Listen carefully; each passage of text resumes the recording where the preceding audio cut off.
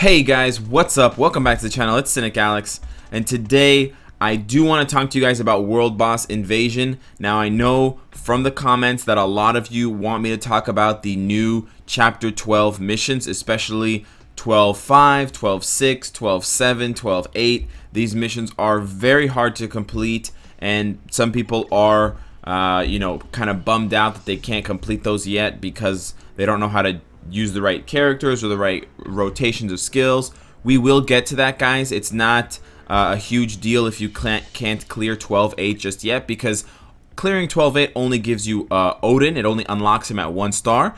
And if you're not familiar, Odin takes as many materials to rank up as Thanos did. So that's like 9,000 black antimatter, like more than 30 million gold. If you guys can see there, I spent over 30 million gold getting my Odin to 5 stars. So you can just ease up on the trying to clear story mode. I know it's the cool hipster thing to do right now, but I'm here to bring you something much more important, and that's World Boss Invasion.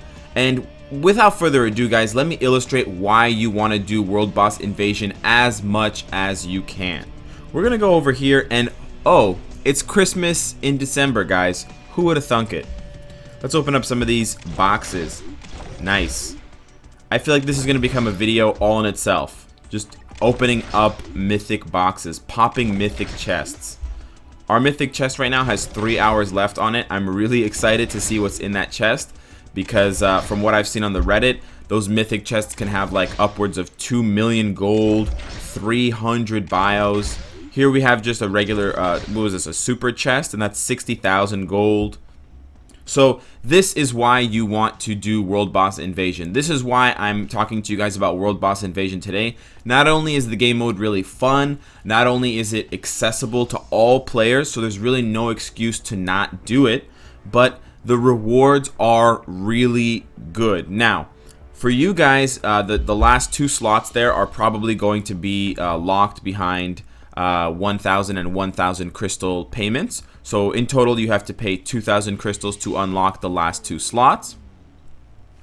However, guys, once you do that, you will have 5 slots, and I'm not saying as of yet that you should absolutely unlock those extra 2 slots, but I'm considering saying it because, as you guys just saw, the rewards are very good, and by having more slots, you can rotate through chests faster, and you can improve your odds of lining up multiple high-level chests, which, as I said, can unlock anywhere from 1 to 2 million gold sometimes, and like 300 bios, which is insane.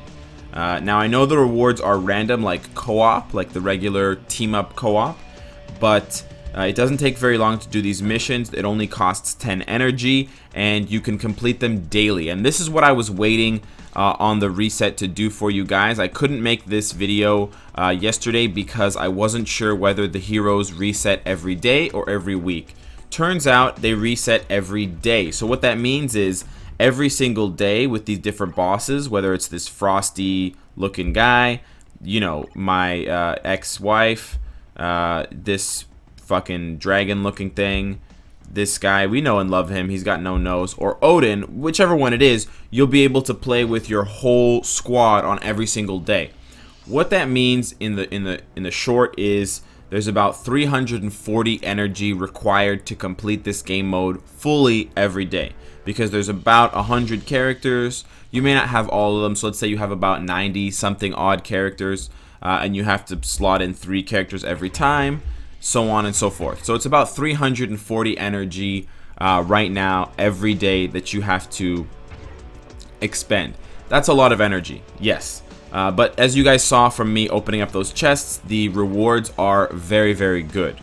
Couple things to note, guys, if you're not familiar with this game mode, even your low level characters will get ranked up. So if I were to go into this game mode with these 2 characters, I would end up having a tier 2 Ulik and a tier 2 Wong that were ready to go, and I would have a fully mastered superior Spider-Man. So it levels up, it ranks up all of your characters to be able to fight on kind of an even playing field with the boss. It makes it so that even new players can do this as long as they have the character unlocked. So if you've been hoarding characters waiting to get maybe a hero chest for them or something like that, and that's why they aren't unlocked, you should probably unlock them now and then go and do World Boss Invasion with them. So I'm going to take you guys through one of these missions now to show you just how fun it can be. My attitude towards these missions is that you should take one high-level character who is going to do the majority of your DPS, and then just two kind of bum characters who are just going to basically do nothing. Alternatively, you can put in one like proper strong leadership. So let's say we switch him out and we put him in, and then Hulk is just buffing Moon Knight, and then Moon Knight is doing the DPS. I'm more comfortable just using one character and relying on their skill alone. But if you are having trouble, then you might need to do it the leadership way. It doesn't really matter how you do it per se, as long as you don't spend too much time losing missions or starting to lose missions, because then you have to force close. So I'll tell you guys as much as I can here while we're playing, but there's one thing that I want to make very, very clear in this demonstration. You have to fucking press the purple button. It's not even a question. If you don't press the purple button and I catch you and I see your name, your code name there at the bottom, I won't roast you. I will hard boil you. I will fry you in the fattest deep fryer in the world. I'm not sure what's going on right now. It just froze. Okay. Well, there we go. It's over. This is a new game mode, so it ends pretty quickly. That was pretty awesome, and we're done. So that was 13 seconds for 10 energy, and I got a rare chest out of it. The first game mode against Ulik is a lot longer. It usually takes between 1 and 2 minutes to complete. If you didn't get a chance to play that one yesterday, that one plays out just like a typical world boss battle. The boss has some stun mechanics and does pretty decent damage, but you can switch through your characters and heal. That's another thing, guys. When you bring in 3 characters into the game mode, if one of them is dying, just switch. You will get that heal as long as you're at least VIP 3. So there's no point in not switching if you have a 3 or higher level VIP, because you're going to heal over time. If the character dies, you can't use them again, so it's pretty pointless. That one wasn't a very good example of the game mode because it ended so quickly, so I'm going to try that one more time just to give you guys an idea of what you can expect. But basically there will be different things that you're trying to accomplish, so you need to pay attention to both the mode, this one is a point mode, and also the co-op requirement, because you don't want to win the stage but fail on the requirement. So if you want to check the requirement, you can go over to the ribbon. You can press the ribbon here, and you can see here that we're going to clear it because we have the required amount of female heroes. If you're not going to clear it, at the bottom here it will say mission failed. Once you see that, you can just quit out of the mission. You can't quit out of the mission using the regular settings menu, so you're gonna have to just forcibly close the game by just quitting out of the program, of the application on your tablet, your phone, whatever. So these guys are probably the biggest morons on the planet. They don't know how to press the co-op button. It's pretty fucking sad. It doesn't take that much. Thank you for the Dimension Rift. It doesn't take that much skill to press one fucking button, guys. You can press the purple button while you're doing other things in the game. It's not an individual skill. It's not like the World Boss co-op button. It's different. So you just gotta press the button, guys. I can't stress that enough, how sad it is when people don't press the button. It's free DPS or a free stun on the boss, and it's just basically amazing. If you do nothing else in the game mode, if you're just a drooling noob, you can at least press the button. That's the least we can expect of you. So please press the button, guys. There is no reason to not press the button. It's like free damage. That's exactly what it is. So there we go. We got the stun. It's kind of like Hulkbuster's 6-star skill, cool looking, and so you'll have different effects based on what happens with the co-op skill. Sometimes it will rain down some missiles. Sometimes it will do some other things.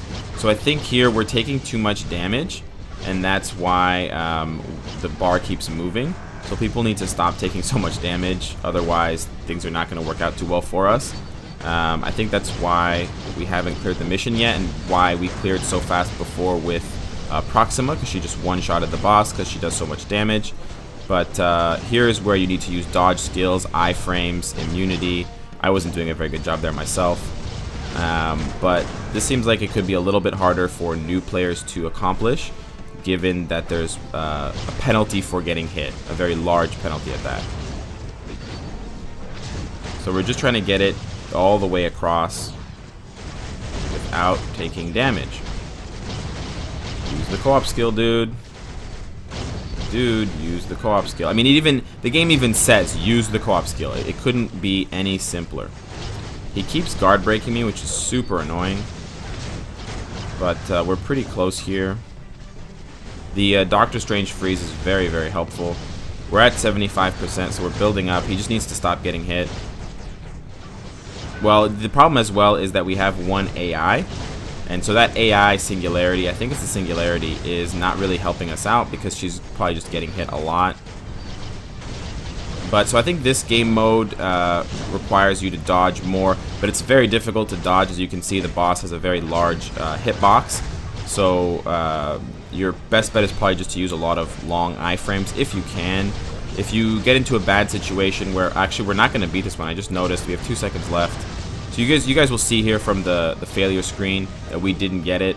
That's okay. I just wanted to show you guys what that looks like. We failed. It shows you the damage there. It shows you the time. You don't get any rewards for that. So unfortunately, if that's the case, you want to just quit out.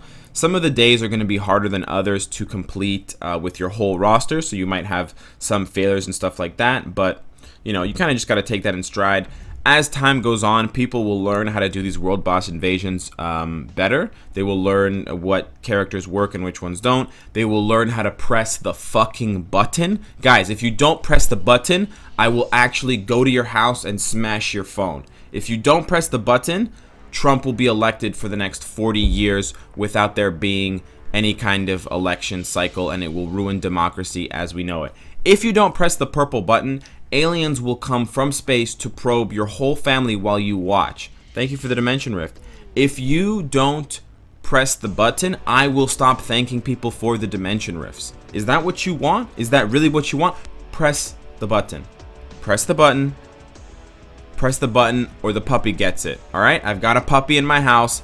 I'm going to off the puppy if you don't press the button. So press the button, guys. I cannot stress enough that you need to press the button. We're going to do one more here. I just want to show you guys very quickly what it looks like when you can actually complete it with a character like Proxima. Shouldn't be too difficult to get to 100%. Basically, against this boss, because you need that meter to fill up and you need to hit the boss more times than they hit you, you need to use characters that either have immunity, long iframes, or a ton of burst damage, or clones. Because in the case of clones, they're going to take away the aggro from you, so you're not getting hit. So I can see here from the ribbon that we're already going to clear this co-op mission. I can see what the other doofuses have brought in for their team if I want to. I'm going to get first place on the DPS, even though this guy's got Shirag. And let's see what happens when we press the purple button. Oh look, they don't know how to press the purple button. No, what are you waiting for? What a surprise. Do it! This would already be finished if someone knew how to press the purple button. But they don't, so we're going to take another crack here at it. Oh good, we're going to take another crack here at it. These people really don't know how... There we go. Finally press the purple button. How hard is that? And this person is face tanking with Shirag, which is not what you want to do because you're still taking damage, so you're still fucking up the meter.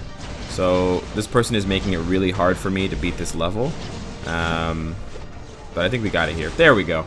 So for this level, guys, face tanking is really not going to work for you. I know I was doing that with Hellstrom, and that was probably my fault as well.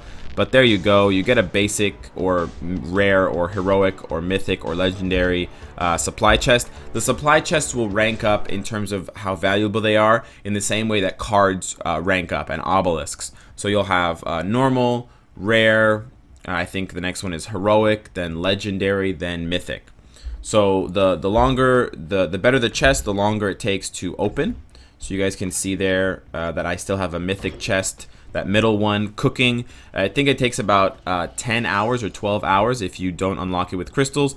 I would not recommend unlocking any of these chests with crystals. But as you guys saw from the chests that I did open, the results are quite good. The gear and the rewards and the gold and stuff is very, very nice. And if you play this as much as I do, you're gonna get a lot of rewards in the long run. And because it resets daily, it looks like this is the new best game mode to farm in. So some pros and cons about this game mode. A pro about this game mode is obviously that you get really awesome rewards and that you can unlock those rewards just by defeating the level, just by paying 10 energy. So for 10 energy, I can get, you know, upwards of 2 million gold. I know it takes time to unlock, but you have to kind of see that, you know, these are running and these are being unlocked, but you're not paying anything for them except your time. And you would be waiting anyways, and it's a daily game, and none of the chests operate on a longer than 12-hour timer, and the game resets every 24 hours, so you can technically get those rewards, you know, at least, I mean, if you were super lucky, you could get them 10 times in a day, right? Because right at the reset, you unlock 5 mythic chests, then you pop them after 12 hours, then you unlock 5 more. That's obviously never going to happen, but the point I'm trying to make is that for a very little investment, just 10 energy, you can potentially get a lot of rewards back. And it really rewards people like Shadowland who have a very large roster. Obviously, the more characters you have built up, the better it is for you. And it does state that if you have better characters, then you will get better rewards. So the rewards you can collect change depending on the rank of the selected hero. So that means that I'm more likely to get better rewards if I go in with, like, you know, my Corvus or another tier 2 character than if I try to sneak in with 3 dumpster level characters. But having said that, you can still get rewards from bringing in 3 dumpster level characters, so it doesn't really punish that much the less experienced or less developed rosters or players. So you should definitely try to play World Boss Invasion as much as possible, as long as you're the type of person that presses the button. If you don't press the button, don't play World Boss Invasion. It's actually super sad how many people don't know how to press a tiny purple button, and if this video does nothing else for you guys, it should instill in you that you must press the purple button at all times. Now, some downsides about World Boss Invasion, because it's not all, you know, rose-colored glasses. Because it takes 10 energy, it's going to take away from energy that you can spend doing other things like story missions for bios, special missions for bios, you know, the list goes on. The other thing is, because you're spending energy, you'd expect to be getting experience out of it. Well, for one, your characters aren't getting any experience, so if you need to level up characters to 60, that's not going to happen in this game mode. For two, since they've increased the shield level to 70, you will not be getting shield experience for doing those World Boss Invasions. So while part of me does want to run the World Boss Invasion as many times per day as I can, I do need to balance World Boss Invasion with other game modes now that I do need to level up my shield level again from 60 to 70 in order to unlock the new Odin's Blessings. So while I do stress that it is a very good game mode and that I want you guys to try and clear it as much as possible because the rewards are really good, you do need to balance that out with bio farming and XP farming to get your shield level up. So I just wanted to put that in there, guys, as a bit of a fair warning. The rewards are very, very good, but there are some downsides that need to be balanced. So it seems like we're moving towards a point in the game where there are more things to do and there are more game modes that require energy or another form of payment than we have available to us, than resources that we have to expend to complete those game modes in Future Fight. Whether that's good or bad remains to be seen, but I think that's a topic in general for another video. I don't want to clog this one up with that. I just wanted to leave you guys with that note about Shield XP and Hero XP, because you won't be getting them from this game mode, so you do need to balance out the rewards of this game mode with those potential downsides, especially if you're someone unlike me who's still building up their roster and ranking up their heroes. So I hope that this has been helpful to you guys, and I hope that you guys press the fucking purple button already. And please obviously make note of both the mode, the stage mode, and the co-op mission requirement, so that you can maximize the number of successes you have and minimize the number of failures you have. So remember, guys, if you're going to lose a mission, you should just force close the app and reopen it. That way you won't lose the energy, You still won't lose the heroes. As you guys can see, I can still go back and try again as Hellstorm, which is really good, but I did lose that 10 energy, which is annoying for me. So in the long run, it's probably better to force close the app if you have the time to do so. That being said, guys, press the purple button, and of course, if you like what you see, I hope to see you again tomorrow. Press the purple button.